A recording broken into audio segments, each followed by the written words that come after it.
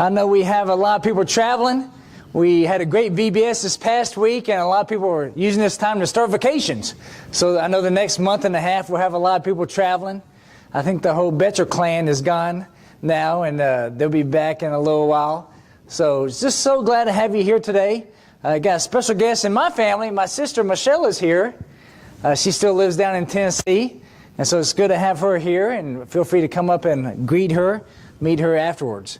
And I think we may have a couple other visitors here today. It's good to have Glenn back today. It's good to see you, brother.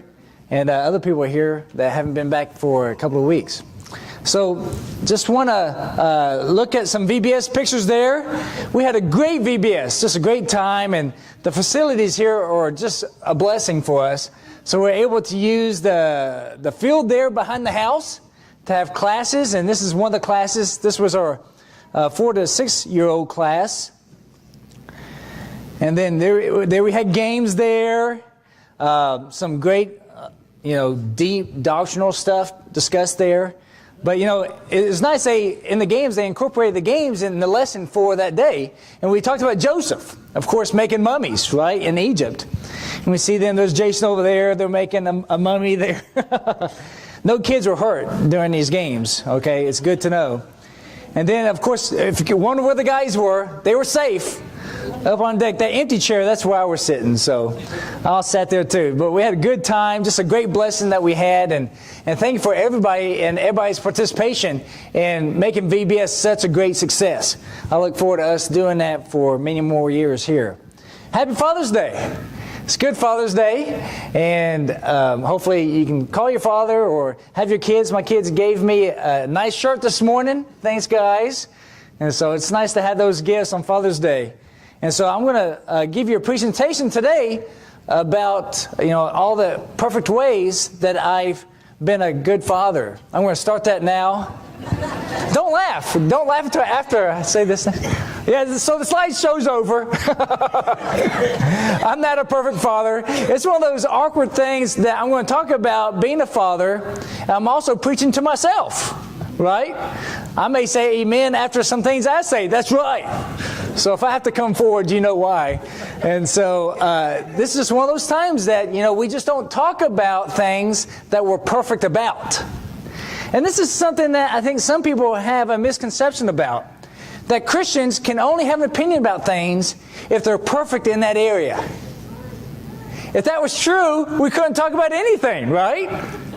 So we talk about all sorts of subjects, and like me today, I'm talking about fatherhood and fathering a child. And I think I do a pretty good job, but I definitely make mistakes. So we talk about these things. We talk about not someone who's perfect, but as people that are trying to do better. And that helps sometimes if we tell people, non-Christians, say, hey, I'm not perfect about these things. I'm learning as well. That helps. Also, it's a good time to talk about this as our kids are here. We don't have our camp kids during the summer to give everybody a break. So it's good to have our kids here during this talk. And what a blessing. And I want you to know, if you have little ones that crying doesn't bother me unless they're over 20. If you're over 20, you start crying, that bothers me a little bit. But kids crying, that's a wonderful sound. That's our future, isn't it? And so don't worry about that, mothers and fathers, if your kids make a little noise. I'm speaking to myself there too. Because kids are kids. And what a blessing. It's a blessing. In Russia, when we'd have church, a lot of times we'd form a circle, and the kids would be there in the middle. So we'd talk about things, and the kids would stay there. And so I think that happened probably a lot. Early church and in smaller groups. So don't worry about that. So today, talking about training a child. And the main passages I'm going to be using and looking at is here in Proverbs and Ephesians. And I appreciate Brady reading the passage in Ephesians. And the reason why I had Brady read all that passage in Ephesians is because I wanted context. I want us to understand where Paul is saying this. And it's so interesting that there in that passage, he talks about slaves and masters there. I have a good friend from my hometown, Tim. He put on Facebook a picture of his son mowing the yard. He's 11. He said, this is a thing of beauty. It's the first year that his son's mowing the yard by himself. And I asked him, I was like, why is that a thing of beauty? And he just responds, you know. So there's a reason why maybe this talk about fathering and how a father should be is talked about there with slaves and masters. It may go hand in hand with one another. So a man's duty. A man's responsibilities. I want to start off with this. And a lot of this can be everybody's responsibilities. But this morning I'm thinking about a man. So 3 main duties of a man. And we can talk about these at some point if you think there should be another one in there in between. 1, to fear and obey God. That's our number 1 duty. To fear and obey God. So you could say that's 1A and 1B. But those go hand in hand so well. Why do you obey? You fear. Right? And so 2, to be responsible for your house. Whether you're married and have family or not. As a man, you're still responsible for your house. You need to make sure that your house is in order. You need to make sure that things and people are taken care of in your house. And especially today, we're thinking about fathers. Being a good father in your house. And then thirdly, care about the world. We don't just make sure that our life is going good, and if the world's going awful, we can't be okay with that. And we care about animals, we care about other people, we care about lost, we care about the environment. We do. But to me, these are in order here. That's why I put numbers and not bullet points. First, love God. Next, worry about your family. Next, you have concern about the world. Okay? And so obviously today I'm going to focus on the second one. But I noticed that these 3 things really come out of great blessings. Each of these responsibilities comes out of great blessing. Well, 1, we have a loving Creator that made us. What a wonderful thing. But that comes with responsibility. We also were born with a family and ability to have a family. What a wonderful aspect of life. Great blessing from God. But it comes with responsibility. And what a wonderful place that we live in this world. Great blessing. Once again, comes with responsibility. Really, anything that you're blessed with, it comes with a certain amount of responsibility. And I can't imagine responsibilities being greater than those of parents. I was talking to somebody yesterday. We went to my niece's graduation party up north, about 30 minutes north of Fort Wayne, Indiana. And there was a young mother there with a child and crying a little bit every once in a while. And so helped her get some stuff in her car. And she was tired a little bit. And I said to her, aren't kids such a blessing? She said, yes. I said, and can be stressful? She said, yes. Isn't it interesting? The things that bring us the most joy can also bring us the greatest stress. And if you have children, you know that's true. Because they're so dear to our heart. Because they're so dear to our heart, they can help us to feel so great and also bring us to maybe our lowest low. So there's a huge responsibility about being a parent. And we don't need to take it lightly. So this verse in the middle of that passage of verses 1 through 9 says, Fathers, do not provoke your children to anger, but bring them up in the discipline and the instruction of the Lord. So there's 2 parts to that passage, isn't there? 2 parts. 1, it's talking about, I think you first need to be a good husband. All right? Next, don't provoke your children to anger. Why would you provoke your children to anger? I don't know any person goes into fatherhood thinking, you know what, I'm so happy to have kids, I can't wait to provoke them to anger. No one goes into fatherhood thinking that. But how does that happen? In the discipline. You know, the second part about disciplining them, you can punish them to the point that you provoke them to anger. And you know, I don't want you to give your children a lot of memories and stories about how difficult you are. You know, sometimes when I talk to people and they tell me about their father, what do they share?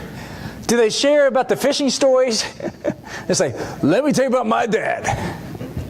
I remember one time he caught me, and you know, there's some stories there, for sure. But I want our children to have even more stories and better stories of what a great and holy instructor that we were. Are we going to make mistakes? Sure. When you do something for as long as you parent, you're going to make mistakes. And it is so important to discipline. That's a very important part of what we do. You know, we know that proverb so well, right? He who spares the rod hates his children.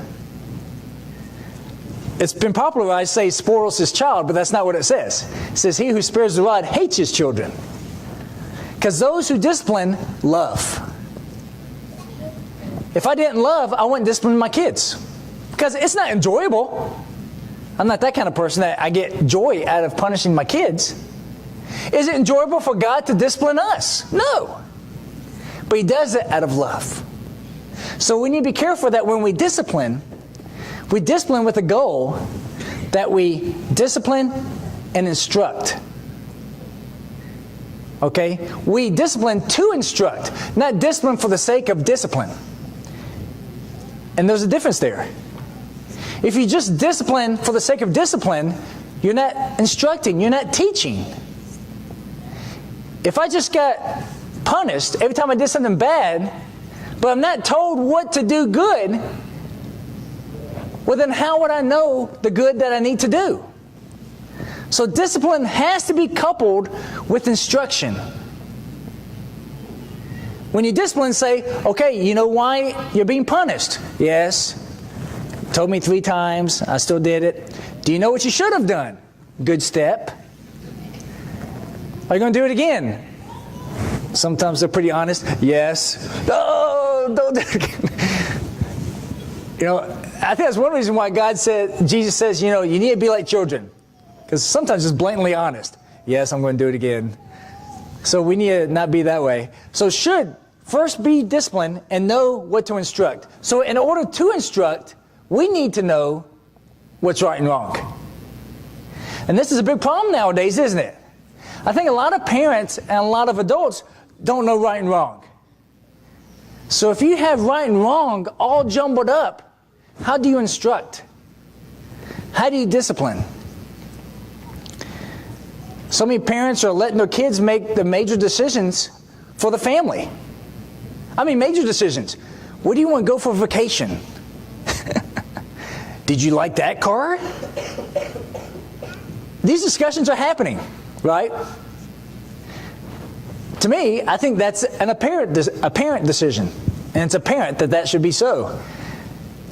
So when you think about who's in control, the parents are in control of the family, not the other way around.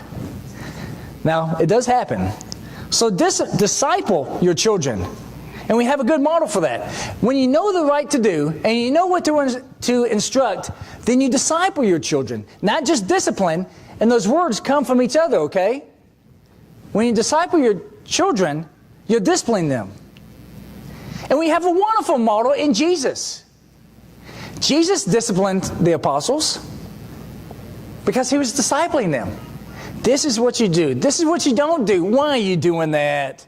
And we see Jesus had these conversations with the disciples and the apostles. We can learn from that. Now, it's interesting. Who's the best father figure in the Bible? Obviously, God. The best example that we have. But besides God, really, to me, we don't have a lot of good father figures in the Bible. Because I was thinking about that. Okay, who can I choose to model a lesson on about fathering? See, David? Maybe not. Abraham? Maybe not. And I'm trying to think of these people. We don't have a lot of good examples. But God is the perfect example. And Jesus' relationship with God is the perfect example.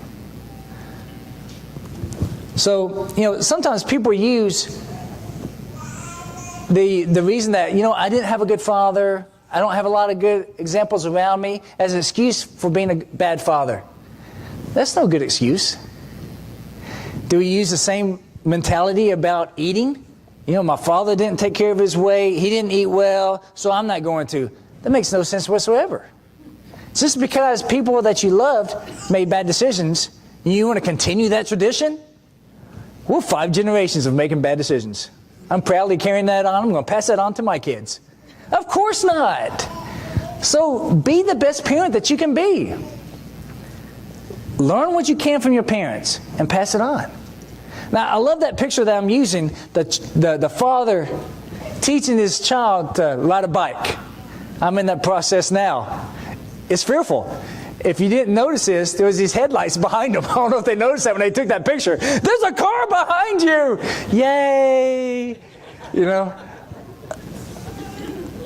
know what? Something that we need to teach our kids is fear. One, fear God. And maybe something about the world. Because one thing about teaching a kid how to ride a bike, you have to tell them there are cars out there. Bigger and faster than you. And then we think, no, I'm fast. It's like, they're faster. And people act this way about sin. Oh yeah, sin can't get me. Prideful, right? A big part of a father is warning your kids. There's cars out there. I want you to learn how to ride a bike. I want you to do it well. But there's cars out there. And the first thing to fear is God. This is good, not bad. Ecclesiastes 12:13-14 says this, the conclusion of all the wise things there in Ecclesiastes, when all has been heard, is fear God and keep His commandments, because this applies to every person. For God will bring every act to judgment, everything which is hidden, whether it is good or evil. Remember the responsibilities of men that I talked about? The first one is to fear and obey God. If that is your number one responsibility, then that needs to be the number one thing that you teach your kids. Why wouldn't it be? The most important thing isn't to teach your kid how to throw a baseball or how to be successful in business. It's to fear and obey God. Don't we agree that that's the most important thing in your life? Then why wouldn't that be the most important thing in your kid's life? Now about the world. I was going to put this here, that we need to teach our kids, be careful, and we need to fear the world. And I think most fears are learned. I knew a person whose kids, weren't afraid of weather and stuff, but there was a loud thunder, and he was just, making a quote, ooh, thunder. And notice that from then on, his kids were afraid of thunder.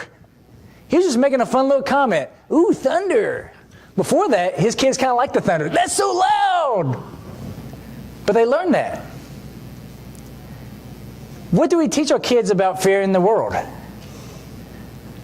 What does God tell us? Have I not commanded you? Be strong and courageous. He's talking to Joshua here about conquering the land. Do not tremble and be dismayed, for the Lord your God is with you wherever you go. Now, there are cars out there. There are things that can cause us, pain and be against us. But God's saying this to Joshua. I think He says it to us. I'm with you. There's some dangers out there in the world, but fear me more than you fear the world. Are you worried about what the world's going to do to your kids, or what I could do to your kids if they're disobedient? Fear God first. When you sin, what are you more fearful of? God, or not giving in to your pleasures? At that time, you're more fearful of not giving in to your pleasures. I think I'm going to miss pleasure. If we had a greater fear of God, I think there'd be a lot less sin in the world. We need to know this. Once again, it's not a bad fear. It's a humbling fear. How great and awesome God is. And we need to teach that. Hopefully we're modeling that. And that's what I want to get into. Proverbs 22:6 says this, train up a child in the way he should go. Even when he is old, he will not depart from it.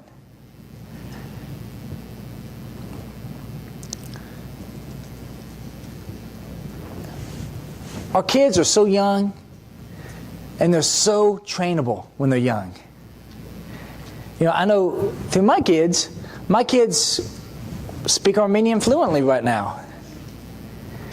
Did we have to sit them in a classroom and get out books and teach them all these things? No. My wife speaks to them in Armenian all the time, so they've learned Armenian. And they already know a good bit of Russian. How do they learn this? By doing. By doing it. They see this in us, and they pick it up. What's going to be the biggest teacher to your kids? What you do. So this is the boys' shirt here. Train them when they're young. The best way is to train by example. And you know what? You can tell them what to do all the time. But when they see things, that's the teacher. I did a St. Louis internship in 1996, and Lon Babbitt was a retired preacher there, and he was a good man. I learned a lot from him. And one thing he taught me, he's like, you know what? I can't hear what you're saying because your actions are screaming at me. He says, always think about that.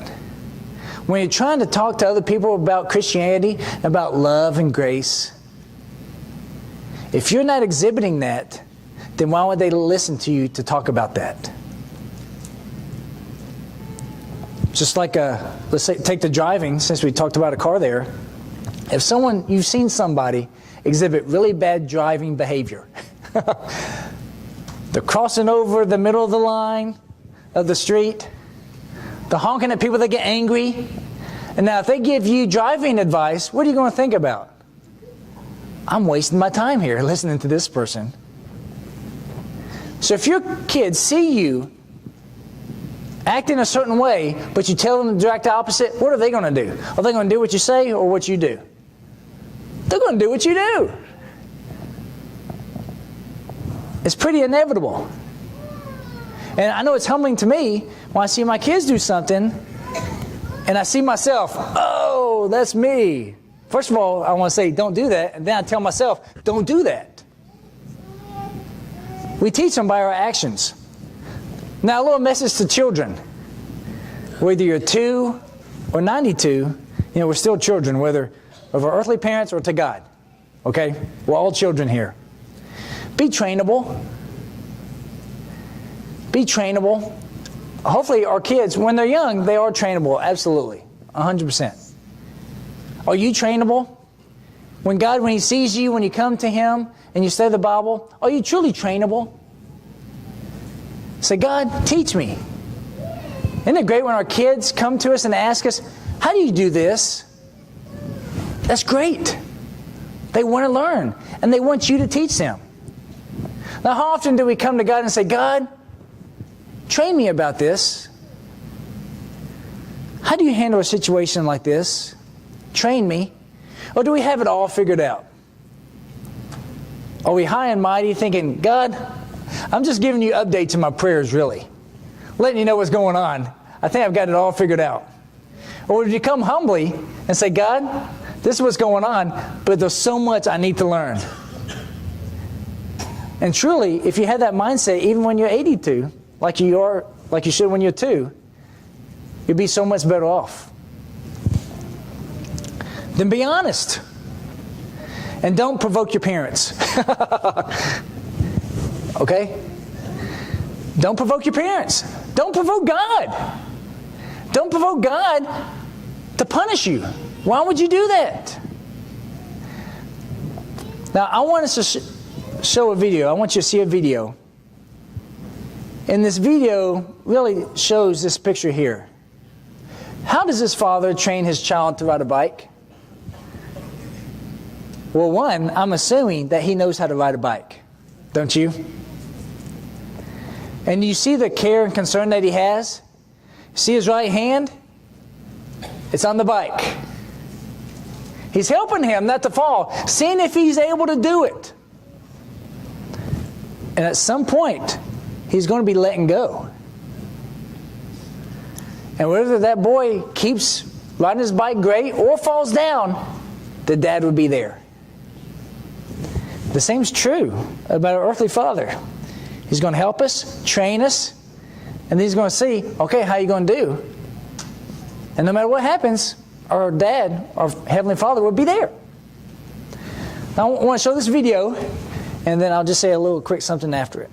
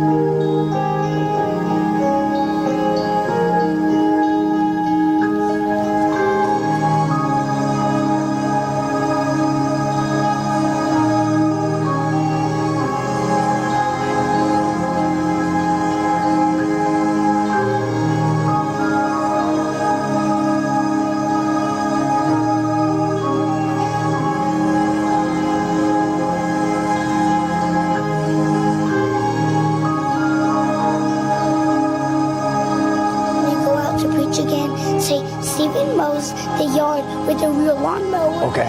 That's awesome. Okay.